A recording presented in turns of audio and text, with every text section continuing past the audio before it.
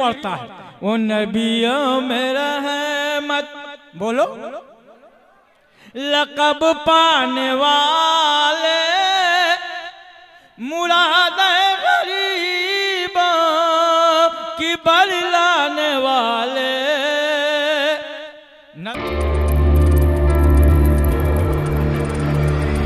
की कसम, जिस आदमी के अंदर अदब नहीं है वो इंसान की शक्ल में जानवर है। अदब क्या है? जिस तरीके से आपका ये जलसा हो रहा है, एक जगह जलसा होने वाला है, स्कूल का जलसा होने वाला है, सालाना तकरीब होने जा रही है। एक बच्चा जो स्कूल में हर साल फर्स्ट आता था, मास्टर साहब ने उस बच्चे को एक नज्म दी। बहुत गौर से सुनना। नज्म, वो नबियों में रहमत लक़ब पाने वाला, मुरादें गरीबों की बर लाने वाला। मास्टर साहब इस्लामियात के मास्टर थे, उर्दू की किताबें पढ़ाते थे, दीनियात पढ़ाते थे। उन्होंने ये नज्म दी। एक हफ्ते के बाद बुलाया, उस बच्चे से कहा कि भाई नज्म सुनाओ। तो वो बच्चा क्या पढ़ता है, देखो, वो नबियों में रहमत लक़ब पाने वाले। अरे सुभान अल्लाह, कहाँ बोल रहे हो? अभी तो मैंने देखा उछल रहे थे ऐसे, लग रहा था कि भाई किसी तालाब पे कूदने वाले हैं। एक पीर साहब गए एक गांव में, 40-45 साल पहले की बात है, इतने नमाजी नहीं हुआ करते थे। तो पीर साहब ने मुरीदों से कहा कि भाई तुम लोग नमाज पढ़ते हो? मुरीदों ने कहा नहीं हजरत। कहा वजू जानते हो? कहा नहीं। तो पीर साहब ने पूछा कोई घाट है, तालाब है? कहा है। कहा कि चलो।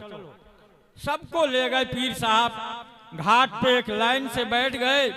पीर साहब ने कहा देखो भाई मैं जिस तरह करूं उसी तरह करना। अब पीर साहब ने मुंह धोया, हाथ धोया। जब पांव का नंबर आया तो पहले जमाने के पीर साहब बहुत दुबले हुआ करते थे। तालाब पे फिसलाहट थी। पीर साहब ने जब एक पांव उठाया तो दूसरा पांव तालाब में गया, मुंह के बल पीर साहब तालाब में गिर गए। मुरीद लोग जाहिल थे, उन्होंने सोचा इसी तरह वजू होता होगा, सब के सब मुंह के बल गिर गए। तो गए थे वजू करने के लिए, आए गुस्ल करके। हमारे नबी ने फरमाया अद्दिबू सिबियानकुम। तो बच्चा क्या पढ़ रहा है? शायर ने लिखा वो नबियों में रहमत लक़ब पाने वाला, मुरादे गरीबों की बर लाने वाला। लेकिन बच्चा पढ़ता है वो नबियों में रहमत लक़ब पाने वाले, मुरादे गरीबों की बर लाने वाले।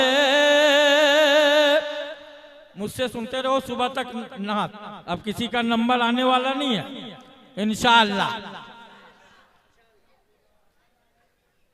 उस्ताद ने कहा बेटा शायर ने लिखा है वो नबियों में रहमत लक़ब पाने वाला, मुरादे गरीबों की बर लाने वाला। जरा कान खोल के सुनना। बच्चे को बता दिया मास्टर साहब ने, कोई बात नहीं, आज जलसा हो रहा है, पूरे इलाके के लोग आए हैं, उलमा आए हैं, डिप्टी कमिश्नर आया हुआ है।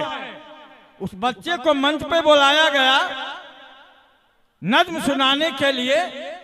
तो बच्चा वो यही पढ़ता है वो नबियों में रहमत, बोलो, लक़ब पाने वाले, मुरादे गरीबों की बर लाने वाले। नज्म खत्म हो गई। डिप्टी कमिश्नर का नंबर आया, उसने खुतबा दिया और खुतबा देने के बाद ये कहा कि यहाँ के उस्तादों को इतनी तमीज नहीं है कि शायर ने लिखा क्या है, बच्चा पढ़ क्या रहा। स्कूल की तौहीन हो गई, प्रिंसिपल की तौहीन हो गई, उस्ताद की तौहीन हो गई। उस्ताद ने दिल में सोचा मैंने तो बता दिया था, बच्चे ने माना नहीं, खाया, मदरसे दल स्कूल की छुट्टी हो गई। कुछ दिनों के बाद स्कूल खुला, कुछ बच्चे आए कुछ नहीं आए, कुछ असातिज़ा आए कुछ नहीं आए। तो प्रिंसिपल साहब ने उसी मास्टर से कहा कि बच्चे दंगा करेंगे, आप एक हाल में जमा कर लीजिए और तमाम बच्चों को कुछ समझाइए, फिर किसी से कुछ पूछिए किसी से कुछ पूछिए। जरा गौर से सुनना, माँ बाप किस तरह अपने बच्चों की तरबियत करते हैं अभी पता चलेगा इस वाक़ये से। उस बच्चे का नंबर आया, हर साल फर्स्ट आता था स्कूल में। उस बच्चे का जब नंबर आया तो मास्टर साहब ने पूछा, बेटा ये बताओ हमारे नबी का नाम क्या है? बच्चा खड़ा हो गया, पूछा बताओ क्या नाम है? खामोश है। मास्टर साहब ने कहा कि मालूम नहीं है, सर हिलाया। मास्टर साहब ने कहा बताते क्यों नहीं? खामोश है। मास्टर साहब को गुस्सा आ गया, इसने जलसे में मेरी तौहीन की और आज क्लास में मेरी तौहीन कर रहा है, पिटाई शुरू कर। खूब पिटाई कर रहे हैं, बच्चा रोने लगा। उधर हाफ टाइम की घंटी लग गई, बच्चे बाहर निकलने लगे। उस्ताद ने भी कहा कि तेरी जिद को तोड़ूंगा, मैं आ रहा। कुछ बच्चे चले गए, कुछ उसके पास, बच्चा रो रहा था बेतहाशा। कुछ साथियों ने कहा कि भाई रो रो मत, उस्ताद की पिता है, चलो कोई बात नहीं, चलो मुंह हाथ धो। बच्चे ले गए पकड़ के, वो वुजू करके आ गया, बैठ गया क्लास में। घंटी लग गई, मास्टर साहब आ गए, छड़ी लहराते हुए आ रहे हैं। क्लास में आए, कहा अहमद कहाँ है? उस बच्चे का नाम क्या था बोलो? अहमद। हमारे नबी का क्या नाम है? मोहम्मद। दूसरा नाम क्या है? अहमद। दूसरा नाम? उस बच्चे का नाम क्या था? उस्ताद ने कहा अहमद बताओ हमारे नबी का नाम क्या है? उसने कहा हमारे नबी का नाम मोहम्मद। बोलो आगे। सल्लल्लाहु अलैहि वसल्लम। जो पुराने पढ़ाने वाले असातिज़ा होते हैं उनके पास तजर्बा होता है। मास्टर साहब ने सोचा इतनी पिटाई लग गई, मामला क्या है? मुझे कोई राज की बात लगती है।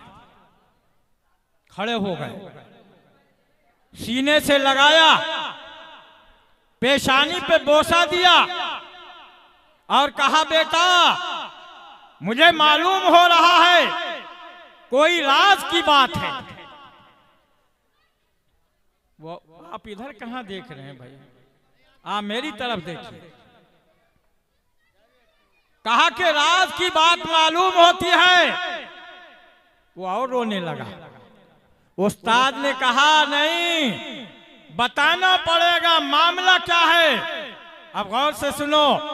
उस बच्चे ने रोते हुए ये कहा, उस्ताद मोहतरम मेरे अब्बू का इंतकाल हो रहा था। मरते वक्त मेरे अब्बू ने ये कहा था बेटा जब भी नबी का नाम लेना अदब के साथ लेना। कहो सुभान अल्लाह।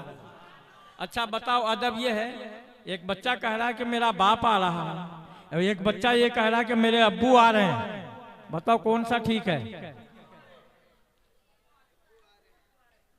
उसने कहा मेरे बाप ने ये वसीयत की मरते वक्त बेटा जब भी नबी का नाम लेना अदब के साथ लेना।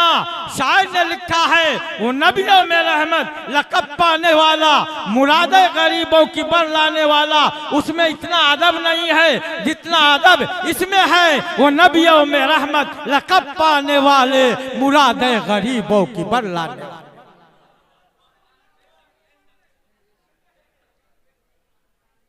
उस्ताद ने कहा बेटा ये बताओ इतनी पिटाई हो गई,